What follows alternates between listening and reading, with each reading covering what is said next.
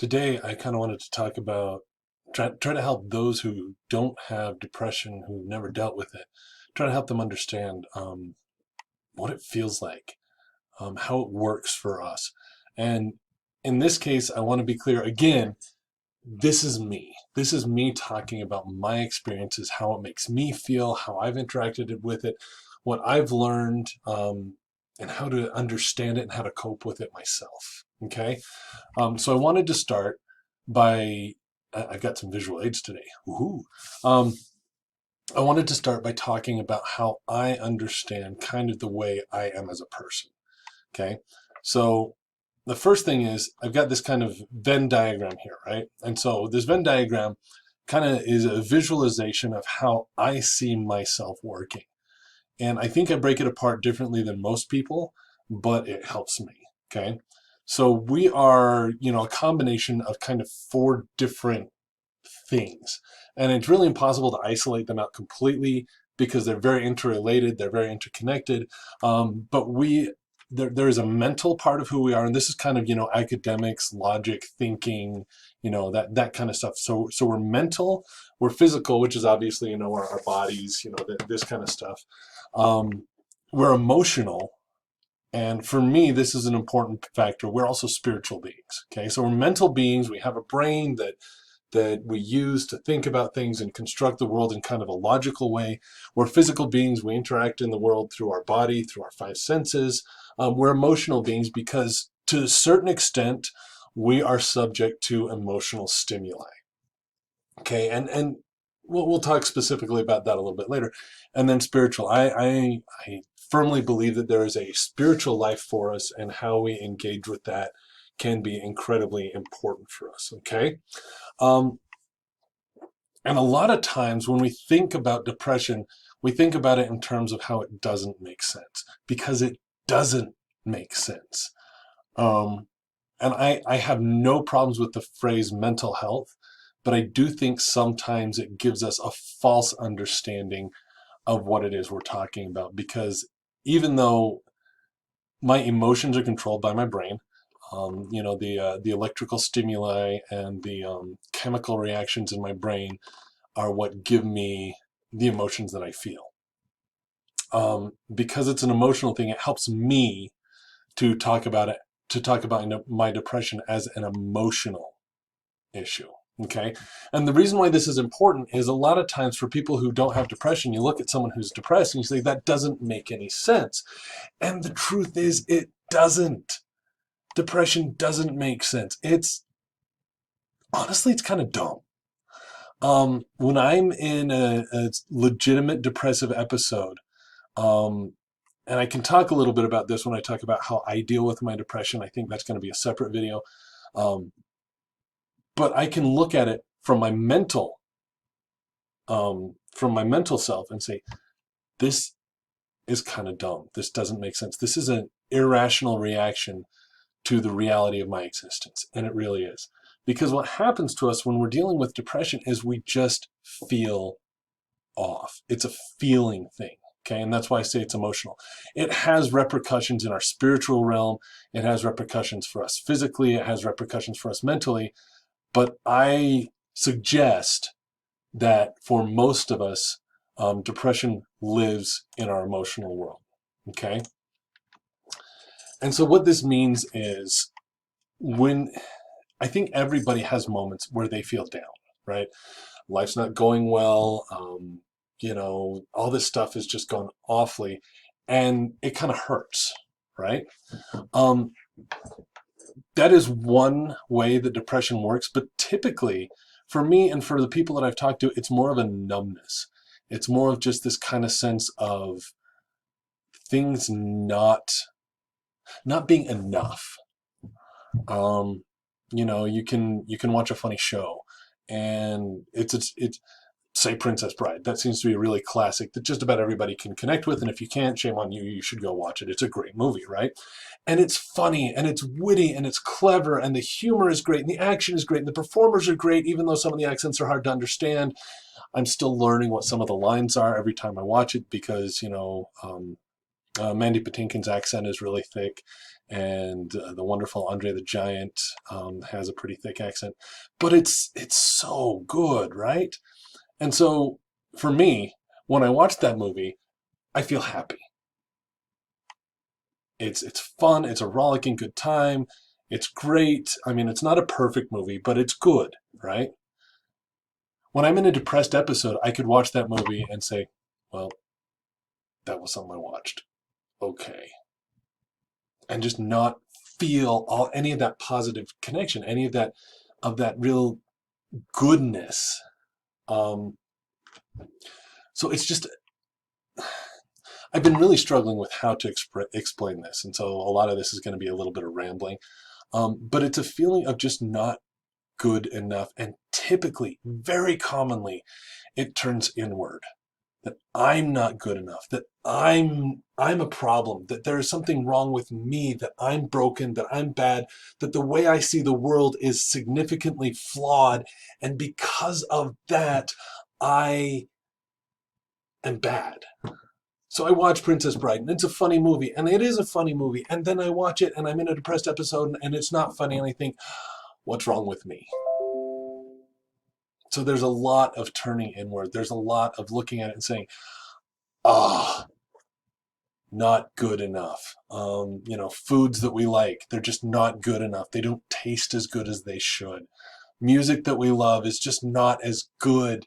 And so we like to listen to the music that's just kind of because we feel kind of and that's, it's just that way. And another example, this one I think, um, this is a very personal one. It's one that I recognize, and it's a sense of focus.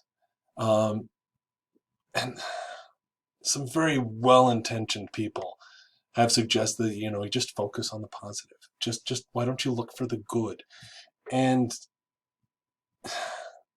honestly, we try. We really do. But sometimes we can't see the forest for the trees. We're so focused on this really rotted, awful tree in front of us that we cannot see the other trees. There's something in the way that our brains work that when we're in a depressive episode, it's there. Okay, it doesn't connect. And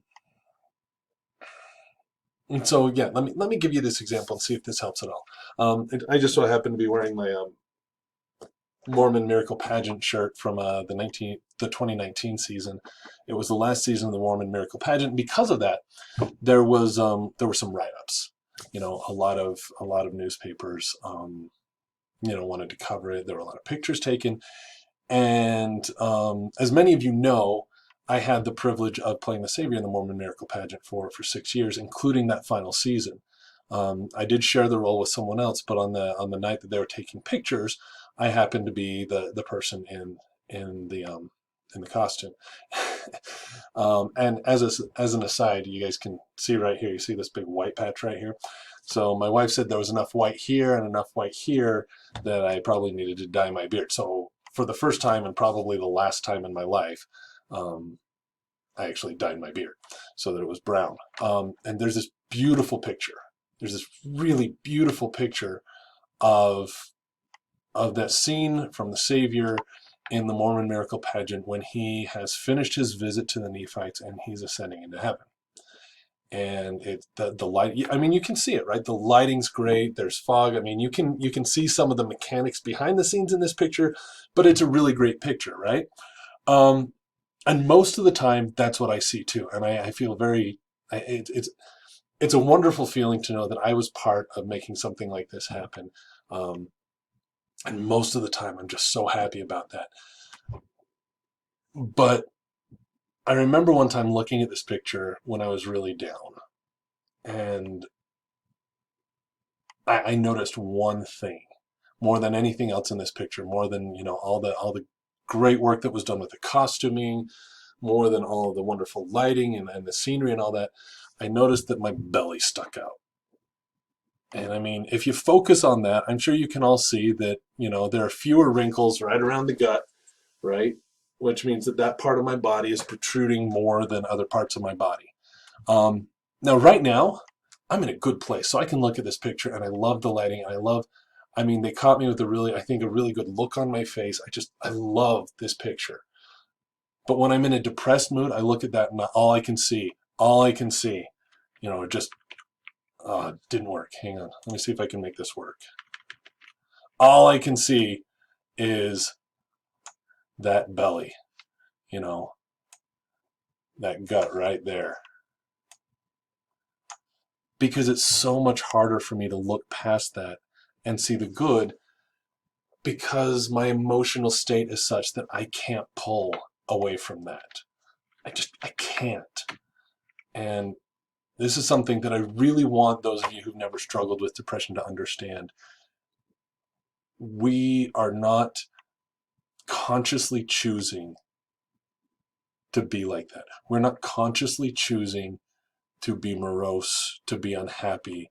We're not consciously choosing to act like some sort of emo, grumpy person. We don't really want to be this way. And frequently, one of the things we do is we beat ourselves up because we are this way. So more than anything, I would hope that this would help you understand that we don't want to do this either. Now, I want to be clear. When I'm in a depressed mood, I will do things that are not helpful in overcoming depression. Part of that is because frequently when we are in a depressed episode, we don't think we deserve help. We don't think we are worth saving. We don't think we can be. I mean, I'm 40 years old and I still struggle with depression, and it gets exhausting. Why bother fighting against it? Because it's just going to come back. And again, right now, I'm kind of poking a little bit of fun at myself because I'm feeling pretty good. Right now, my life is going well. But when it's not, it's hard.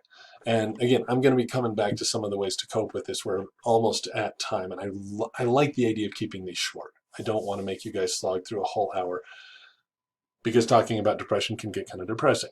So I don't want to spend a lot of time with that. But I hope this helps. For those of you who don't have depression, I hope you can understand there are things beyond our control. Our conscious mind cannot control our reactions to some of this, and we just see things as not good enough, as not okay. And if we see you that way, it's absolutely not a personal thing. I mean, if we don't like you, we don't like you. But if we normally like you and we normally value you, and we get into a depressive episode and you feel like we've kind of turned on you, hang in there. When we get out of it, we're not going to be like that. And the thing is also, depression kind of tends to have this kind of, it has ups and downs. So I hope that helps. I hope there's something in there that kind of makes sense to you, that you can kind of connect with. If you guys who struggle with depression have anything that helps people to understand, I might revisit this and kind of expound on this. But I hope you guys can understand that this is not something that we want. This is something that we would be happy to not deal with also. But it's something that we get. And so we're doing our best. Be patient with us. All right. Have fun, and I'll do this again later.